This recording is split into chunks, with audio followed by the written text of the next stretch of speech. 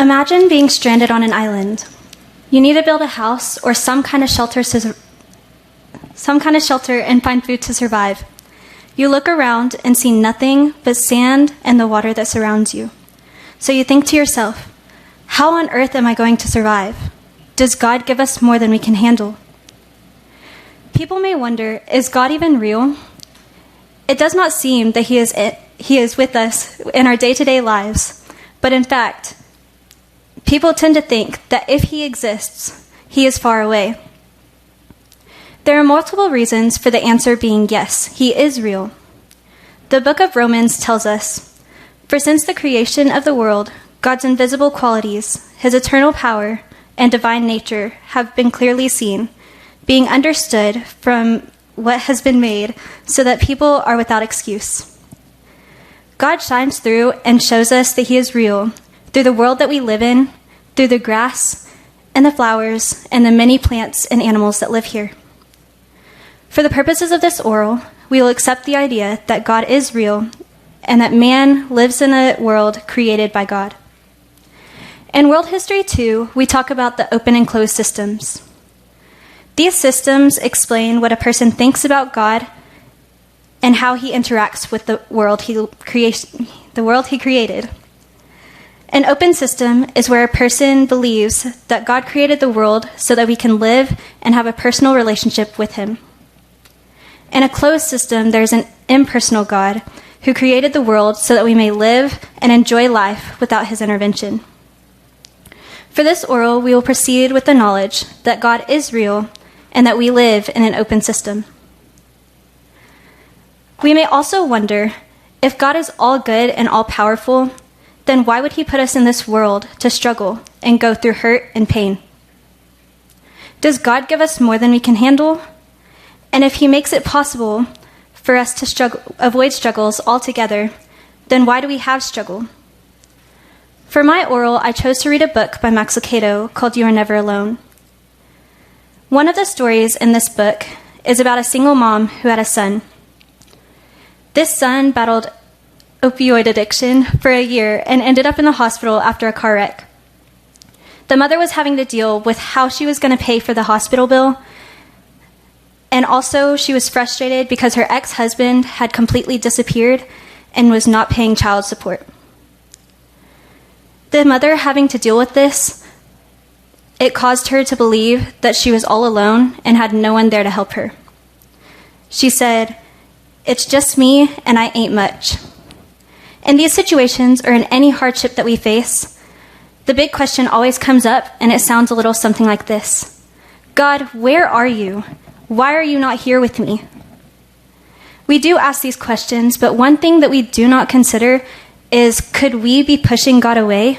Are we so caught up in the struggle and the pain of everything that's happening that we do not see Him when He's there? C.S. Lewis asked this question when he struggled with how a good God could allow us to experience pain. But God is good, and He never leaves us alone. We just have to take a step back from what we are facing to see that He is right there with us. In Deuteronomy 31:6, it says, "Be strong and courageous. Do not be afraid or terrified because of them, for the Lord your God goes with you. He will never leave you nor forsake you." This is a perfect example of God's love for us. And it shows that He cares enough about us that no matter what the circumstances, He will never leave us or forsake us. Sometimes when we struggle, we believe that it is just our problem, that there is no one there and no one to help us. This is actually not true, for we are never truly alone. God is always with us, but when we have not made God an active part of our lives, we cannot begin to recognize Him when He tries to help us navigate through our struggles. There are many encouraging verses about how God encourages us to struggle well. For example, Joshua 1:9, Deuteronomy 31:6-8, and Isaiah 41:13. These verses remind us that God is always by our side and holding our hands. We are never truly alone. When we live a life that resigns God to a place outside of our day-to-day lives, God does seem far away. When we cannot recognize him when he helps us navigate our struggles, it could be a sign that we need to start making him a part of our lives. Lucado states, "You are stronger than you think because God is nearer than you know." I believe that God is always walking beside us, even when we do not feel him there. He is there, even when we do not believe in him. It is just our choice whether or not we acknowledge God inside our lives, or if we push him away. Now imagine once more another island. It is filled with trees and all kinds of different plants and animals. You need to make a house and find food to survive. Luckily, you have all the tools and supplies that you need to complete this task of survival. And you have an advisor with you to walk you through the steps. You begin working, and eventually you will have a shelter and a supply of food, and now you are set to survive. Our outlook on struggle changes when we realize that while we are still on the island, we do not have to lose hope, because we remember that we are not in the struggle alone. My island analogy is similar to life is with and without God. Without God, it's like being stranded on an island with many struggles, no supplies, and no way to survive. We feel isolated and think that the problem is all on ourselves. And that is way more than we can handle. With God, you might still be on the island, but now you have all the necessary tools that you need to help you with your struggles, so now you can survive. While we may think that the problem is more than we can handle, God makes it possible for us to handle more with his help than we ever could alone. After imagining both of these scenarios, one may ask, why would God allow us to struggle in the first place? Or why do we have to go through hard times to get to a good end result? Or even, why can't God just give us a good life with no struggle and no sadness? C.S. Lewis describes this as his problem of pain, where he asks that, if God were good, he would wish to make his creatures perfectly happy. And if God were almighty, he would be able to do what he wished. But the creatures are not happy. Therefore, God lacks either goodness or power or both. I know these are definitely questions that I have asked myself, and I found the answer to be, as much as it's difficult to admit, that you come out stronger in the end when you go through hard times. Struggle makes us stronger. For the purposes of this oral, when I speak of struggles, I'm really speaking about the big struggles in life, like separation, illness, personal loss, death, and failure. These sorts of struggles are what test our courage and faith. I have struggled over a lot in the past couple of years. My struggles have included suffering spiritual attacks, enduring a pain in the sport that I love, losing my great-grandmother, navigating through family relationships, and the list goes on and on. Some of these struggles last longer than others, but every single one of them has taught me to lean on my community and in someone who is greater than my mind can even comprehend. I've also learned that people handle struggles in different ways, such as some people like to keep it personal and handle it by themselves. Some like to have someone to talk to and seek advice from. And some people seek to be around others who often cause them to struggle even more. The way you decide to go through a struggle is very important. It matters where you look when you are struggling. For my oral, I interviewed Miss Jody Goley. Miss Goley is a counselor for families and children to help them through traumatic experiences. During this interview, I posed the question, what is the difference emotionally between handling struggles by yourself, handling it with friends, and handling it with God? Her answer to this was, when you handle it by yourself, it could become a downward spiral. When you combine handling the struggle with yourself, your friends, and God, that is where the change happens. Ms. Goley proposes this idea of an act-as-if principle, which says that if you show up or act as if the struggle has been resolved, something in our brain clicks and motivates us to resolve the situation. In this way, a person looks outside the struggle and sees that somehow it can be resolved. Personally, I start out trying to handle the struggle by myself, Then I move forward to seeking help from others. Accountability is also a big part of this act as if principle, because there's something about walking through a struggle and having friends and mentors to help us remember that we are not alone and that there's someone here to help us. I think this is very good advice because often we are in the midst of the struggle and we cannot get off the island by ourselves. I think about sinking sand. Let's go back to the islands that we imagined earlier. Let's imagine that we are walking around and we somehow step in sinking sand. Well, on the island, when there is no one there and no way to help us, like this island right here, the blue one, you just continue to sink and eventually you just fall through.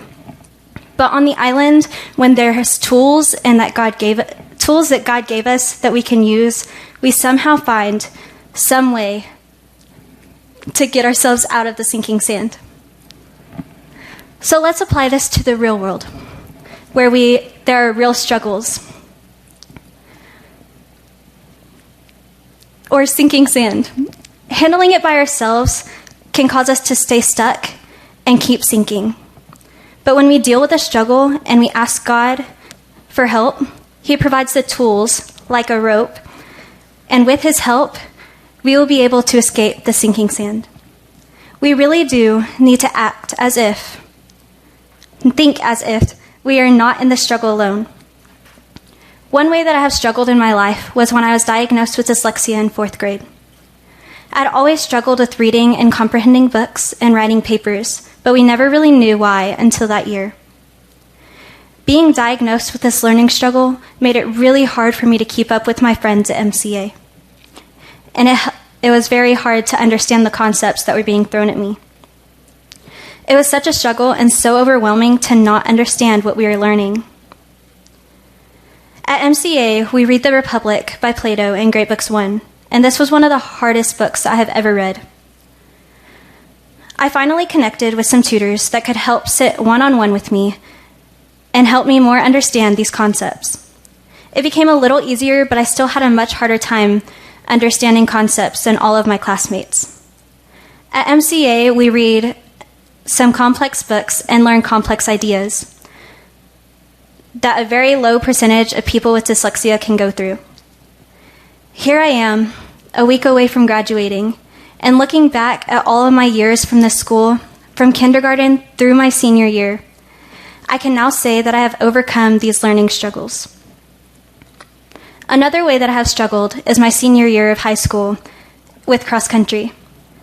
I started off the season with mild shin splints, and while they were painful and uncomfortable, they were not unbearable, so I just kept running.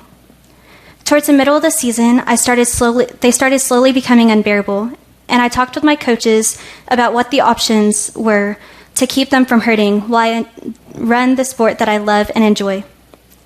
She told me I only had 2 options. The first was to keep running and just push through the pain, and the second was to be out for 6 weeks, letting them heal. I really had to take into consideration the pros and cons of this decision. The pros of pushing through were finishing my last year of cross country and running my last race of the season, which was state. The cons of pushing through were possibly never being able to enjoy running again, developing stress fractures, and then not being able to run state or finish my last season. This was one of the hardest decisions of my life. I had to seek counsel from my coaches, and after much consideration, I decided to continue running. Even knowing the consequences of this choice could not stop me from doing something that I loved. I leaned on God through every run, every race, and every moment of pain. I had friends and coaches and family cheering me on and encouraging me all throughout the rest of my season. I truly believe that I made it through the rest of the season because I had the motivation to finish out as strong as I could, and I had friends to help me remember that motivation. And I had a loving God giving me the strength to get through the races. I made it to state. This was the big day, the race that I and my team have been training for. All week, I have been preparing myself to go through the pain and the hardships with my shins.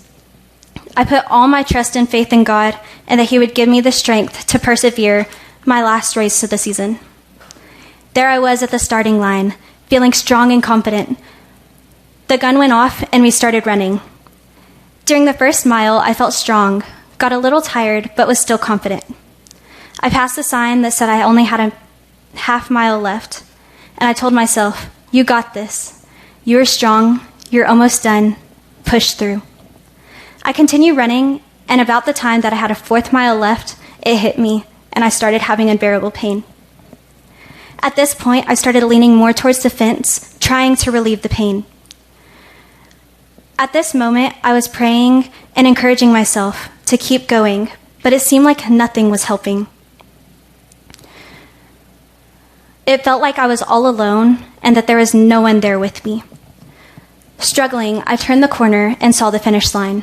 The second I saw that big sign, I felt strength in my legs, and all I could do was keep my eyes on that big sign. I crossed the finish line and fell to the floor. I was so relieved to be off my legs and had such intense pain in my legs that the people at the finish line were trying to help me up, but I could not even bear the slightest bit of weight. It was the worst pain I had ever had. My parents took me to get x-rays to make sure they were not stress fractures. Thankfully, there were no stress fractures. It seems that I just had major shin splints, and the only way to let them heal was to rest them. I'm still waiting for a full recovery. I have my good days and my bad days with the amount of pain that I have. But I believe that God will completely heal me as long as I put my part in and rest them. I also believe that God got me to the finish line and gave me the support of my team, as well as the strength to push through the race. So now we answer the question, does God give us more than we can handle? I believe that God does not give us more than we can handle, but sometimes we think He has.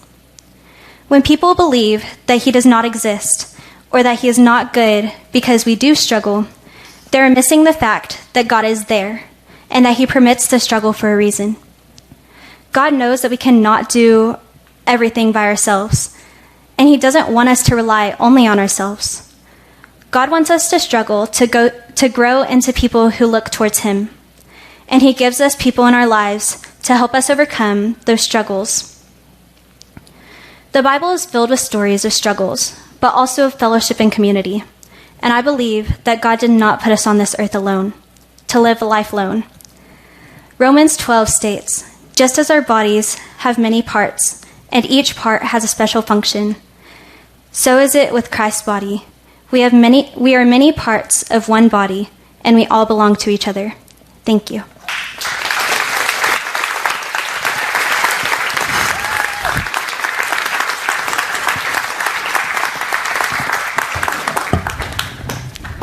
That was great. Thank you. Way to go. Look where we are. So I ask you the easiest questions up front. Yay. What are your plans for next year? So I am planning to attend Abilene Christian University and pursue a degree in interior design. I got to get it right. Wait, that one. Yeah, okay. Yeah, Nice. I don't have it right yet either. I'm not ambidextrous, so I have to work on it. It's hard to go. So why this topic? Well, I've gone through a lot of struggles in my life, and it's just something that I've been really passionate about because God has helped me through a lot of the struggles that I've had. And I also just think, like, coming out of COVID, where we did go through a lot of struggles and there was a lot of unknowns and we didn't know what would happen next, I thought it would be something encouraging for people to know. Wow, it speaks to me for sure. So, wow. Man, I feel like I have literally known you forever. I can't believe, sometimes we tutors sit up here and we just sort of have to pinch ourselves because, that little kid on the playground so many years ago. Sorry. So I have to ask, you've been my senior assistant all year and you're awesome. Any struggles with senior assisting? Oh. You can be honest. We can. with senior assisting, I think one of the biggest struggles was I was really scared to go to the classes without you. Honestly, like Are seventh graders that scary? No, I just didn't know what to do. You did great. But yeah, that was probably the biggest struggle. That's probably not. Yeah, I get that. So I noticed when you defined what you were thinking about struggles, you picked the really big ones. Yeah. We have, relationships, loss, the big struggles in life. And I also like the idea that you are a runner. Because, we hear a lot about running the race and doing the... why is... I look at some of your things. Okay, almost every struggle that we face in life, I feel like, is some sort of loss. I mean, even with it's like a job readjustment or a relationship or divorce or whatever. Why is loss such a big thing for us humans down here? What do you think? Like loss is death, or just lost is... Why, we struggle... Is it like a loss of control, or, I think that's one thing. So us as humans, we like to be in control of what happens, and we don't like unknowns. Like, we try to stay away from unknowns as much as we can, because it's not comforting to not know anything. And so I think that's, for jobs especially, I think that's a big... Yeah, we like to stay in control. And sometimes it's a struggle when we lose control. And so are we in control of things as Christians? Are we really driving this bus? I think, so in Genesis, I don't know exactly where, it's one of the first chapters of Genesis, but when God created man, he created us to govern life and just animals and just like everything that he had created, because we're here. And so I think, yes. Yeah, okay. Yes. Okay, good. I also like, I like the fact that you bring in some good world history too, and the open system and the closed system, and the open system being where we see God in the universe, and the closed system, being where we think that God is far away. Where are we now? Where do you think a society is? Yeah. I think honestly we are in a place of a closed system. We don't really, Christians rely on God, but like us as a society, I think we've just tried to find our own way around things, and like we don't go to God, and we don't think that he can help. Okay. And so we don't go to him because we don't think that he's there. That's good. I like to call that the second story universe. We feel like God's in the second story and we're down here. Okay, I'm going to pass it on before I take all Miss Film. Good job, Victoria. Thank you. All right. And I always like a good title. And so the gift of struggle. And so most people would not consider struggle as a gift. Would you agree? Yes. Okay, because when we get this gift, it's nice and wrapped and all these bows, and we're like, "Ooh, what's in it?" And then I unwrapped that, and you gave me struggle. All right. So, struggle, horrible situations happen to everyone. The human experience is just struggle. So, do you think that Jesus worried about struggles? That's a good question.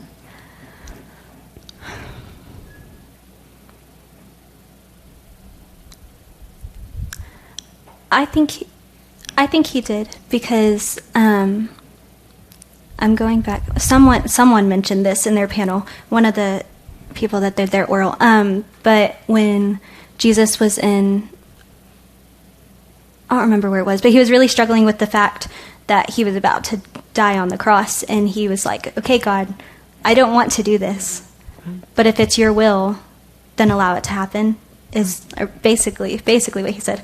And I think in that aspect, he didn't want to go, but he struggled with that, with the whole, okay, God, you want me to go, but I don't want to go, but if it's your will, I will go. And so I think he did, yes. Okay. I think you're right. Very correct. Yeah, I feel that same way.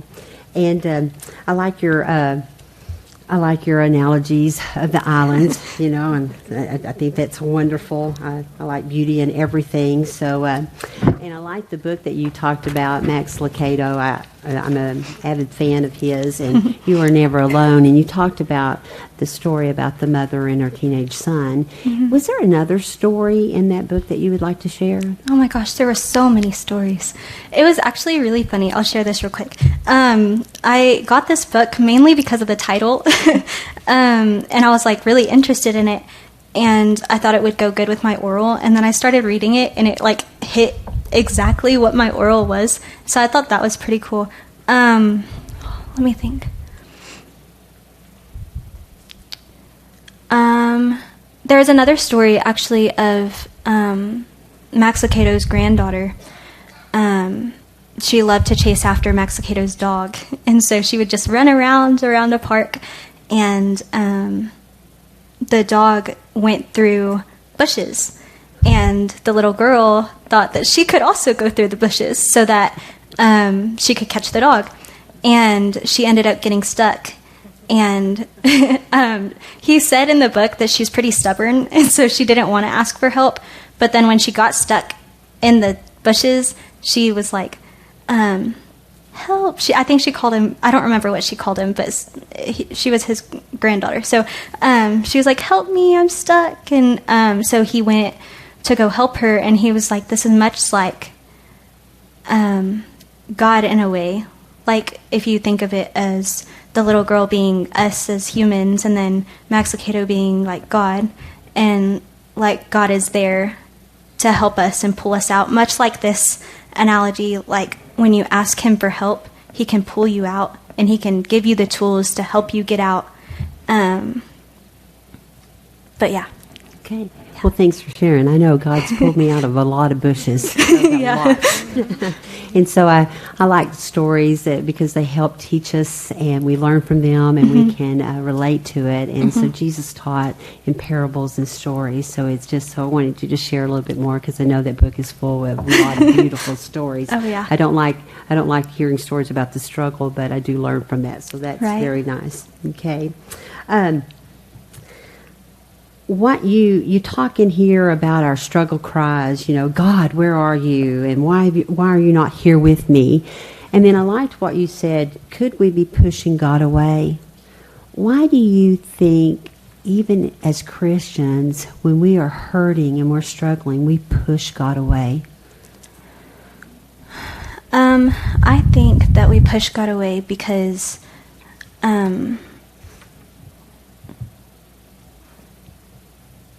oh, that's a good question.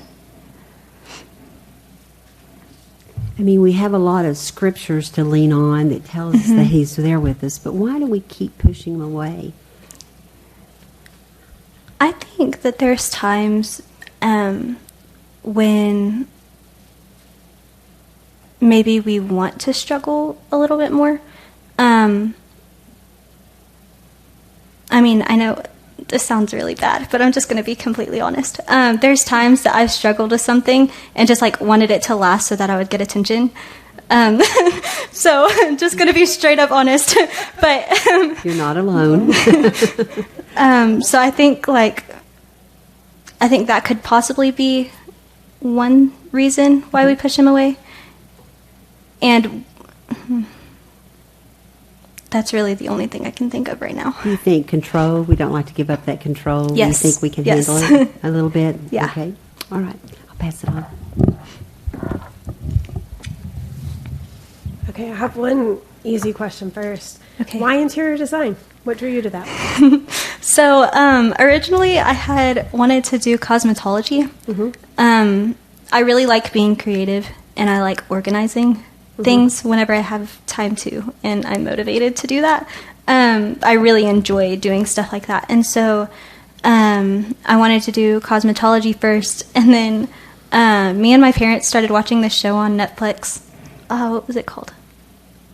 I don't remember what it was called. It was some interior design show, and I always loved watching those shows. That was like it was on, I think it was called Home TV or something like that, and there was all these kind of different like home building shows, and like and so there was a show, it was Interior Design Masters. That's what the show was called. And it was just like a whole bunch of episodes of them just like using their creative skills and like making really cool things out of it. And I also have a love for helping people and making them feel like they're at home. And so I feel like I can also share that through being creative. It sounds like it'll be a good use of your gifts. Okay, so getting back to your topic of your oral, you say that when we have not made God an active part of our lives, we cannot begin to recognize him when he helps us navigate our struggles. And so I guess I was thinking about that, about making him an active part of our lives, and I was wondering, what role do you think community plays in within the church, within a Christian's life? I think that community, trying to figure out how to word it. I think that community, having godly people in your lives really help, especially when you're struggling and you're just like down in the ropes and like you're kind of just like at the point where you're just like, okay, I need help. Like I don't have, like I can't do it by myself. It's kind of when you come to the realization of you can't keep struggling by yourself because it's not going anywhere. Right. I think having godly people in your life and a godly community can help like encourage you and can keep you on the path that God wants you on instead of, like Miss Gooley said, go in a downward spiral. Right. So for like some of our younger listeners, younger students that are here, what advice would you give them on building a Christian community around them to prepare them for the struggles that will be coming? That's a good question.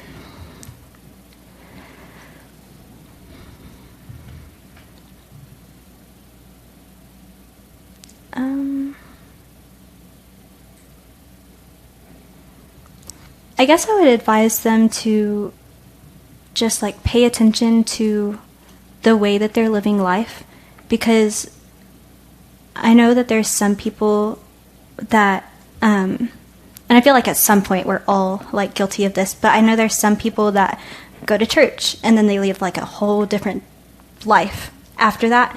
But then they go to church and they look like Christian people, but then they live a whole nother life. And I think part of growing a Christian community or just a good community for you is paying attention to, do they do that? Do they live a separate life away from church? Because if you, it's like what they say, I don't know where this started, but it's like who you're around, you become. Right. Like the more people that you're around, you become more like them. And so if you're around people who just go to church and look like Christians and then they live a whole nother life, you'll start doing that. And it won't happen fast, but it will happen gradually. Right. So what would you say, what is the church's responsibility towards the believers during struggle?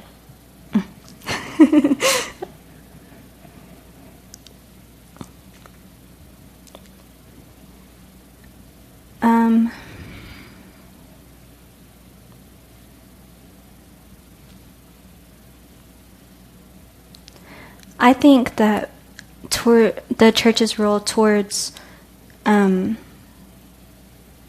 say I was struggling and I went to my church, I think that they can help encourage you.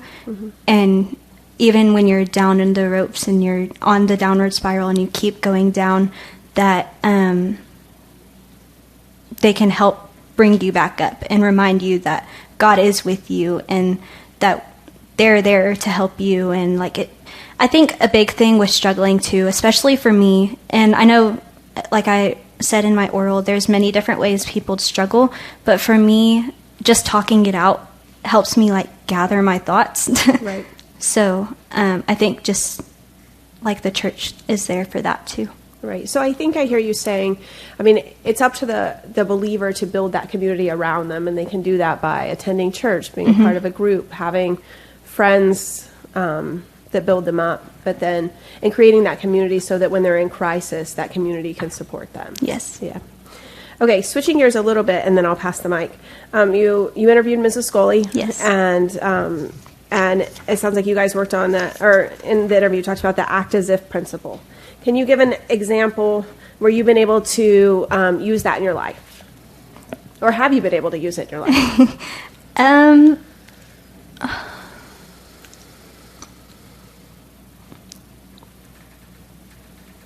I can't think of an example right now. Okay, let me change it At then. the moment, okay. I had you in class for pre-cal and physics, Oh, and yeah. I would say plenty of students here would say that those classes can be a struggle, right? So if you were going to employ the act as if principle in your struggles in those classes, what would that look like? I think it can look like, I'm going to kind of repeat what Elise said in her oral. It's like declarations. And so the more and more that you say something, the more and more that you'll start to believe it. And so, like, if you start saying, I'm going to pass pre-cal, or I'm not going to pass this test, or I'm going to study for this test so that I can get a good grade, and just, like, start saying that over and over again, or something like that, like, your brain will start to believe it, then you'll have the motivation to Do the study. preparation that you actually need to do. So it's not like it's a magic word that if I say I'll pass, then I pass, but maybe I can trick myself into at least getting started. Yeah. Okay.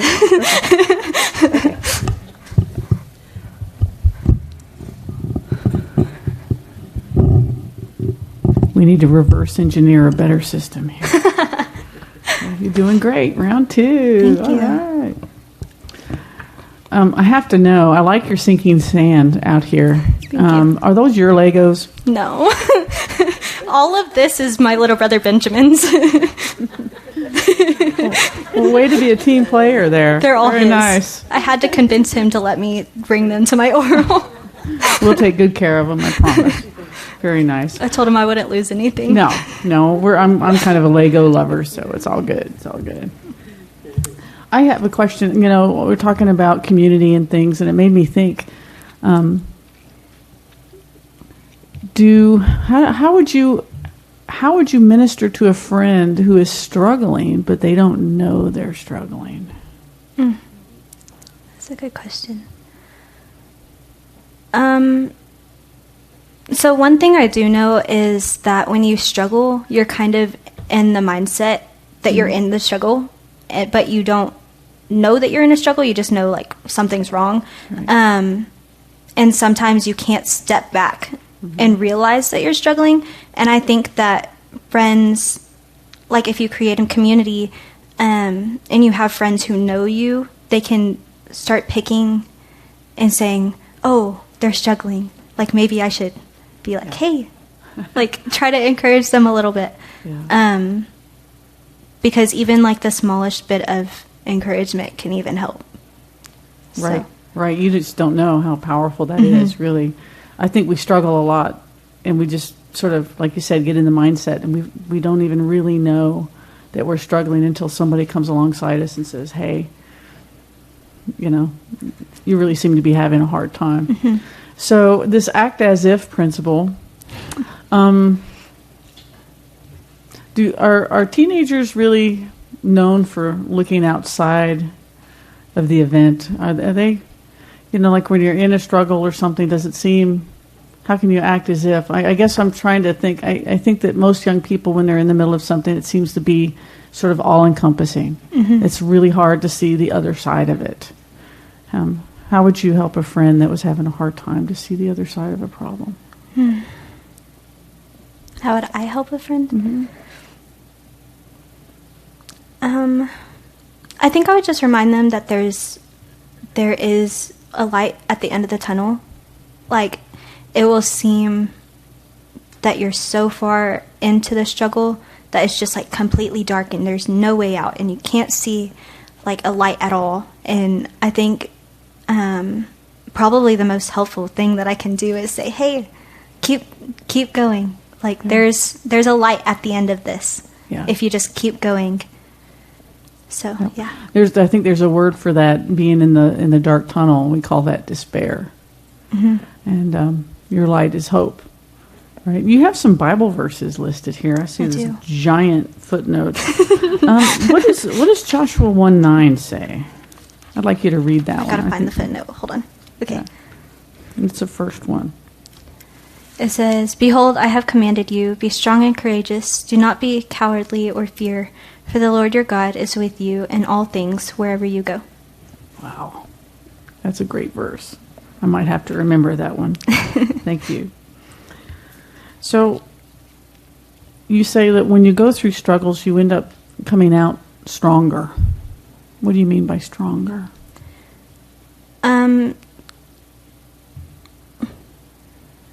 You become wiser, and you have a knowledge of how you come out of it and how you, like, the steps you took to get out of it, because really when you're in the struggle, only you know how you got out of it, and only you know, like, the steps that you took to get out of it. And so I think it can make you stronger, because you can go to people who are struggling and you can notice, like, hey, maybe they're, like, it looks like they're going through the same thing I'm going through or I went through, and maybe I can help them and tell them, like, hey, I got out of this, you can too. By doing this. Mm-hmm. Very good. Very good. I'm sharing the mic because I'm asking everybody. Okay. Let's see where we want to go with this one. All right, let's see here. We've done skeleton. Okay, I'm going to. You mentioned the Republic and your dyslexia. Yes. The Republic is hard whether you have dyslexia or not, okay? So I commend you for getting through that and everything. And so, dyslexia is something that not only you, but many students struggle with. So what are some of the tools that you found to help you with that struggle of dyslexia? I know for sure with reading, I try to find audiobooks and listen to them as I'm reading along, because, like, my brain just, like, is wired like that. Like, it makes more sense to me whenever I am listening to it and reading it at the same time, because whenever I read it, it just seems like a lot of words. So it does. And all those words were real wordy, weren't they? Yeah. And then with writing, I think just finding a tutor that can help with it, like, help you process your ideas. I know, especially for this paper, I sat in Miss Telsha's office a lot, and we just talked about ideas. So, but with writing, for me, it definitely helped having someone there and, like, helping me think out my ideas. And was that hard for you to seek out that help? Not this year. Okay. But in past years, it has been very hard for me to seek out for help, just because, like, if I was struggling in a class, I would, like, be worried that the teacher would be mad at me because I'm struggling in their class, and so I'd just not want to go to their office because I didn't want to, like, have them upset or anything like that. And so, but, like, over the years, I've started getting slowly better about going to teachers' offices for help. So. And it's the same thing as we've talked before, pushing God away. We have that tools. We have the scripture. He's right there by our side. But we finally have to come to the point of saying, Lord, you're here with me. So that's the same thing of developing those tools. Well, all right, Miss Victoria. Since you did the island analogy, I thought, this is wonderful. So I'm going to give you, I found myself on an island test. Oh, no. Okay. And it's multiple choice, and if you don't like some of the multiple choice answers, you can supply your own answer. Okay. All right? So, No one ever asked how you got on a deserted island. So what do you think is the most likely explanation? A, you fell off a cruise ship. B, you took a wrong turn. C, aliens. D, a prank from my friends. Or an answer of your own. Ooh. And this is just like pick the best explanation? It's just for fun. I really like the aliens one. Sounds pretty good to me. Just zap you there. You got it. All right. You think your life is on the downside turn, but there is an upside to being stranded on that little island there.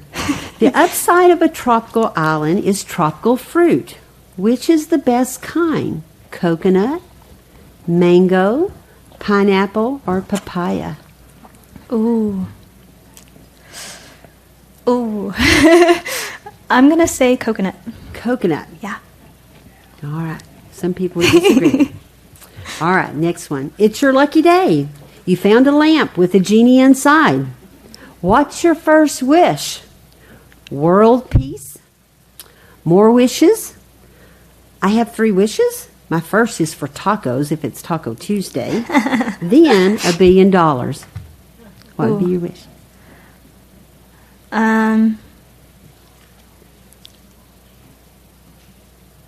I'd probably wish for my family to be there, Yep. just so I would have someone to talk to. Okay, very nice. I like that answer. Okay, all right, we can do that.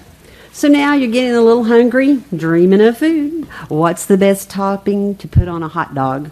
Ooh. You can tell me that. I can give you choices, but I'm sure you can come up with your own. I'm going to say chili. Chili. Because I don't like any other toppings on my hot dog. Okay. Chili was one of those, so it's good. Oh, sweet. I'd have to choose. I do not actually like hot dogs. Oh.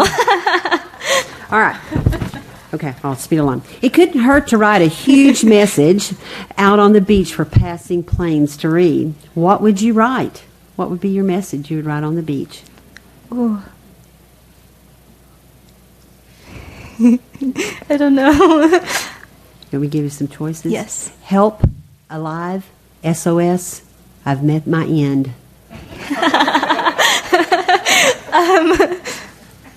I would probably say I'm alive. That's good. Good choice. You're still alive, so we're good. All right. Oh, say you were stranded, but you're not alone. What one person in all the world do you want with you? Your best friend, one of your parents, a boat maker, or Aquaman? Oh.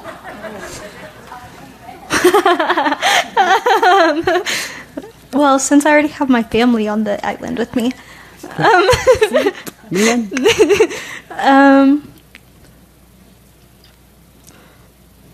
what was the third question? What was the third one? A boat maker. A boat maker. Okay, boat Yeah. maker. Get y'all all settled I don't home. know. I don't know if I would. I would probably want to stay on the island. Actually, if all the things were on there, I'd probably want to stay. Okay, so we'll give you that choice. So let's forget deserted islands for now. So what island that has people on it would you like to visit? Australia, Hawaii, Jamaica, or Alcatraz? Hawaii. Hawaii. Beautiful island. So straight up, do you think you'd survive being stranded on a desert island? I want to say yes. I think if I had like a island prep class, yes. You think we should add that to MCA's curriculum? Yes. Thanks, Victoria, for letting me have just a little bit of fun with You're you, sweetie. welcome. Okay, I guess I have a question for Miss Shelburne. Did Victoria pass the test? She did. Okay. Congratulations. All right. If only all the tests were so easy. I know. Right? Especially pre-count physics. I know, right? Okay, I want to go back to cross country because I Okay. know cross country played a big role in your time at MCA. Mm-hmm. Most people don't choose to run cross country, right? I mean, Yes. Why did you choose to run cross country all those years? Well, I started in 7th grade, and then I was also playing volleyball in 7th grade, And then it got very chaotic trying to get from place to place. And then my coach got mad at me because I couldn't make it to the practice because I wanted to go run instead. And so, or to the game, to the tournament. It was a volleyball tournament. And then I chose volleyball for the next 2 years? 3 years? I think 3 years. For the next 3 years, I just did volleyball. And I liked it, but I think because I had been doing it for so long, I just kind of wanted something different. And so I remembered how much I loved it. Like, I loved running. Competing wasn't my favorite, but just like running and being up early in the morning and getting to see the sunrise. And even though it was a struggle to get out of bed in the morning, there was a reward for it too. And I just remembered like the friends that I had and the friendships that I made in cross country my 7th year, and I just wanted that group of people back. So some of my kids have run cross country, and the cross country community is one of the most encouraging that I've ever been around. It seems like whether it's your own teammates encouraging you, your coaches, even runners from other teams, I mean, it's quite a community. I know cross country doesn't always have like a senior night or whatnot, and a lot of times senior night you get an opportunity to share your favorite memory. So I wanted to give you an opportunity. What's your favorite cross country memory from the time you spent doing it? There's a lot of them. You got to pick one. I know. It'll probably be one. I think it was me, Jonah Stevens, and Afton Bundy. I think we were all running, and I don't know where they are. He's right over here. I can see him. Okay. We were running, I don't know what the story is. There was this truck. There was this truck that turned the corner, and we were just running. We were like on our run, on our practice, and he was just slowly creeping behind us, and he kept getting closer and closer. And me and Afton looked at each other, and we were like, guys, we gotta run. Like, we gotta book it to this school. Like, we cannot stay here while this truck is following us. And Jonah just stops. He just stops and like waits for the truck to pull up, and me and Afton are like sprinting down the street trying to get back to the school, and he just stops and we turn around and he's like all the way behind us, and we're like, Jonah, what are you doing? And he's just like waving and he's talking to the person. And so me and Afton and Jonah had no idea who it was until like Jonah saw who it was. And so me and Afton were like, why is he just talking to this stranger? Like, we don't know who this is, and it's dark outside, and like we just didn't know. And so me and Afton ran back, and we realized it was Mr. Adams. And he was trying to scare us. So that was probably one of them. Because he did. Yeah. That's a good memory. Yeah. Okay, the time has come. We get to let you ask your question of us, or questions. We'll see what you've got. All right, so it's one question for each of you, or all of you. In what ways have you seen your struggles be a gift to yourself or others? And if you don't want to answer, I have another question.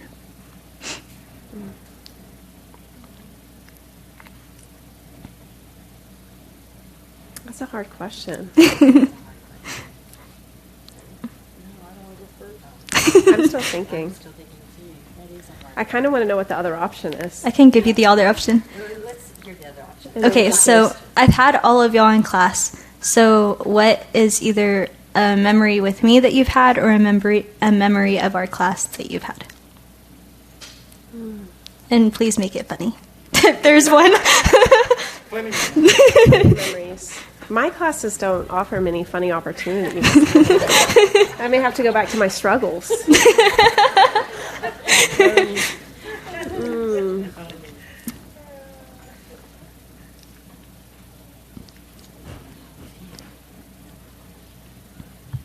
You have it? I got this. Okay. Before I answer, Victoria, if I could clone anything about you for myself, it would be your heart. Because, man, you love deeply, you cry with others, and you're the epitome of a Christian servant, and I'm very proud of you. Thank you. So let's see. I'm going to go with struggle for $10,000. When I was a little kid, back when dinosaurs roamed the earth, I struggled with OCD, and it was never diagnosed, and it's been with me my whole life. And learning how to handle something like that, as you know, growing up, being an adult, and everything. Somebody else mentioned in their oral how sometimes anxiety and things can be inherited. You know, your kids can end up with this stuff. My faith has, I think you heal from the inside out. And so when you work on your prayer life and you work on your walk, it's amazing how the things that you struggle with, you can handle them. And so the blessing for me is to be able to share those things with my own daughter who struggles with OCD and to be on the other side of it. So it's been huge, and I actually appreciate the struggle to the point where I wouldn't trade anything for it, because I think my faith is stronger for it. Do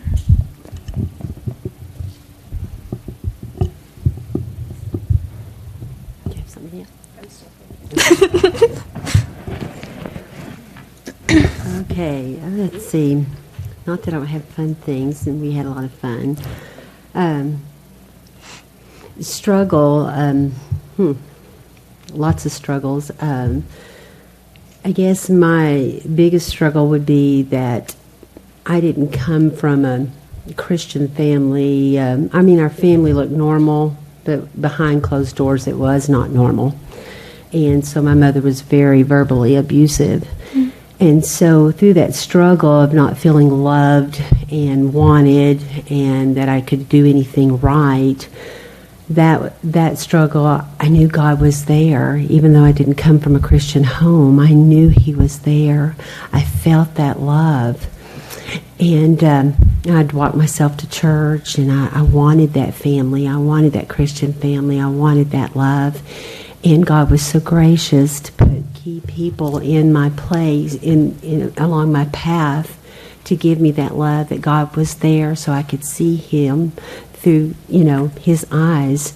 And so that has helped me so many times in my own family when my kids are struggling, or students, and especially in being special ed, when I would see the struggle that a lot of my students would have, giving that compassion, that love, and showing them that God was there right beside them as you talked. So that's the blessing that I've gotten to do through the struggle.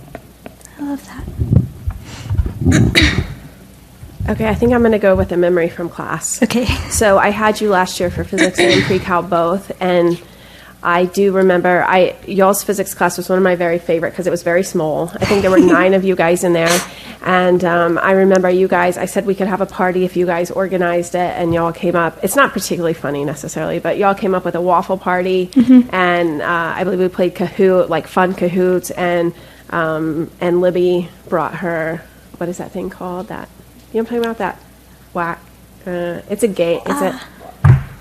Yes, the Bop It. Oh, that yes. we talked about all year, and we Yes. played that, and we played Kahoot, and we had waffles, and the whole That was 9 great. yards. And it was a fun It's time. great. I think, and any time y'all didn't have to do physics, I think y'all thought was a fun time, Yeah.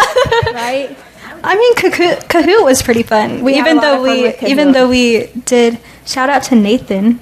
He was Yeah. my pre-cal partner. Yeah. That was our name. Yes, But that was really fun. we had a lot of good times. I enjoyed having you in both classes. There were a few students that I had in both, and I really enjoyed that because it meant I spent a lot of hours with you guys last year, and that was a lot of fun. I haven't had the opportunity to do that before or since, and it was a blessing that year. So It's awesome. we're at an end. So congratulations, you've made it. You're a Thank week you. now from graduation, and let's close this thing down with a prayer. Dear Heavenly Father, Lord, thank you for Victoria. Thank you for this time that we could gather here today, Lord, and just listen to her share what's on her heart, Lord, that she could be a blessing to each one of us. Just the lessons that you've taught her through struggle and through overcoming, Lord, can teach all of us many things, Lord. So pray that you would go before us this evening, that you would go before her this week as she gets ready to graduate. And we just thank you for her and the sweet creature you've made her to be, Lord. And we just thank you and praise you in Jesus' name. Amen.